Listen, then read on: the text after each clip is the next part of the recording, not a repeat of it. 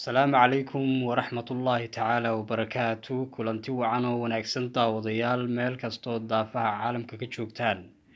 kusoo dhowaada barnaamijkeenii sheeko xiisa badan xogogaal u noqo barnaamijkeenan maanta waxaynu kaga hadlaynaa arrin inoo wada dana dhammaanteenba haddii aynu nahay shacabweynaha somalilan shacabweynaha jamhuuriyadda somalilan iyo dowladeennaba waxaynu u baahannahay in aynu sameyno iskaashi muuqda islamarkaasina la taaban karo maadaama maxaan kugu dhahday shacabku ay yihiin dadka maxaan kugu dhahday ay dowladdu u shaqeynayso maxaan kugu dhahdaa dowladduna ay tahay dadka ay u shaqeynaysa ay shacabkoodii ay yihiin waxaynu u baahannahay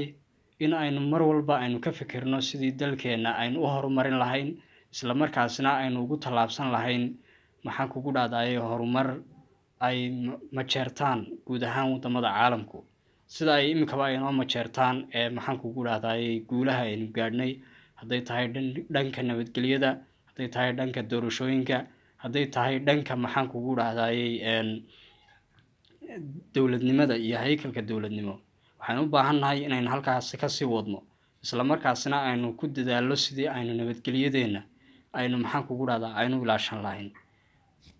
markaasi waxaynu u baahannahay inaynu mar walba aynu maxaan kugu dhahday nabadgelyadeenna aynu si fiican aynu ilaashano waxaa kaloo loo baahan yahay maadaama waqti xaadirkan uu inoo da-ay roobabkii maxaan kugu dhahdaa gugu in aynu sameyno aynu mashaariic aynu markaasi kaga gaashaamanayno abaaraha soo noqnoqda islamarkaasina dadkeena raadka ba-an ku reeba in aynu sameyno biyahan ina dhaafaya waa inaynu u sameysanaa maxaan kugu dhahday biyo xidhaano iyo weliba qaab aynu markaa biyahan ina dhaafaya ee badda ku shubmaya maxaan kugu dhahday aynu sidii aynu uga faa-iideysan lahayn waayo ummad kastaaba waxay maaragtay ummad ku noqotaa sida ay maxaan kugu dhahdaa wax soo saarkeega ay maaragtay dalkeeda ay iyo tacabka ay geliso markaasi wax kasta waynu qabsan karnaa maxaan kugu dhahday waxaynu noqon karnaa dad dhulkooda uu yahay dal cagaara islamarkaasina aanay jirin wax caqabadaa oo hadhaynaya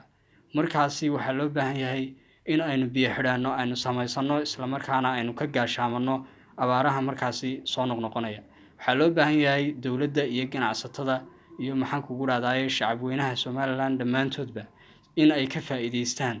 oo aynu ka wada faa-iideysano roobabkan da-aya sidii aynu u samaysan lahayn biyo xidhaano maxaan kugu dhahdaa markaas waxaa kaloo loo baahan yahay inaynu wax beerano maxaan kugu dhahdaa khudbaddii uu jeediyey madaxweynaha jamhuuriyadda somalilan mudane muuse biixi cabdi allaha barakeeyo cimriga ha u dheereeyo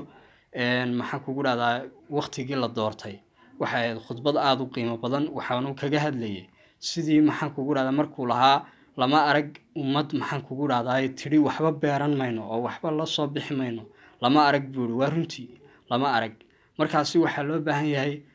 in aynu maxaan kugu dhahday aynu ku dadaalo tacabka beeraha sidii aynu maaragtay aynu ula soo bixi lahayn aynu dalkeenu uu noqon lahaa dal isu dheeli tiran oo maxaan kugu dhahday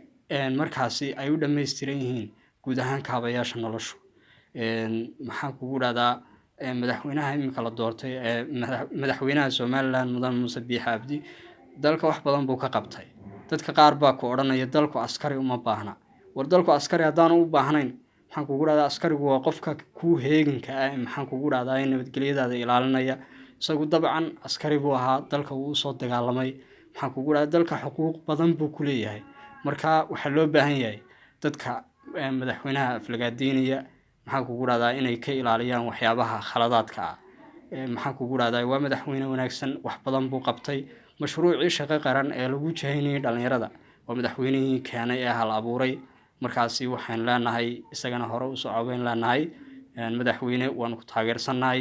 markaas waxaa loo baahan yahay in aynu dalkeena maxaan kugu dhahdaa nabadgelyadiisa iyo dhaqaalihiisa iyo maxaan kugu dhahday wax soo saarkiisaba aynu ilaashano barnaamijkan waxaad kala socotaan barta aan youtube-ka ku leeyahay ee maxamed turki channel intayn barnaamijkan mid lamida ku kulmi doono waxaan idinkaga tegaya sidaas iyo nabadgelyo fadlan ha ilaawin like iyo subscribe mahadsanidin